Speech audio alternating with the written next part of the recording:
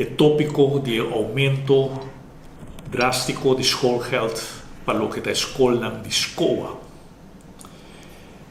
Y nos por escucha con un directora de escola da curva de justificar lo que, a mi parecer, no está justificable, inclusive vai over na bisa mentira, como se fuera ex-minister Lampe, que era paga 600 florins só na werkster, mientras que nos tursa que esta uma mentira passou a botar em lei está estipula, gente que trabalha full time, pelo menos Mr. cobra minimum loan. E é verdade está que a escola Mr. aumentar o schoolgeld para tapa seu mal manejo. Para sobreciboar, todo outro schoolbestuur não receber o mesmo tipo de subsídio para a limpeza da escola.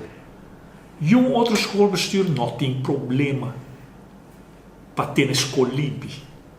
O único que está que tem problema da escola, para sobre a escola mesmo tem problema.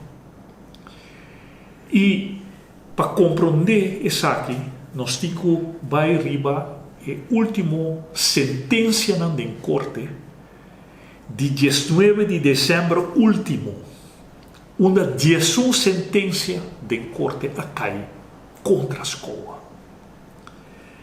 E para de tantíssimo viaje, a escola está perdendo todo caso para o que é assunto de werksters. Essa dicta de toda 11 sentença de dezembro último, que a escola como donador de trabalho não por vai contra o direito a adquirir. A escola tem que pagar todo o gasto de processo de corte que arriba 20.000 florins. E da PCI, a escola tem que vai over no aumento de schoolgeld para sobre a sentença mesma bisa. Escola, que dava outro para aumentar schoolgeld e por aumentar schoolgeld. Isso escola assim e agora que é maior não que tem ajuda na escola de escola tem que vai pagar para o mal manejo de escola. Tempo me estava minister me mostra escola fora de 2018 para não cumprir com a lei. Escola a nega de fazer a correção.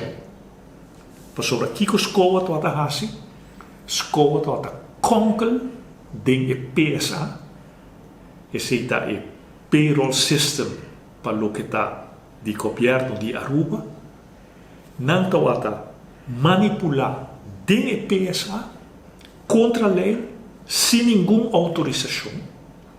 Então, ora como descobrir isso aqui, mas você está prejudicando o país Aruba de uma forma irregular para milhões de florins.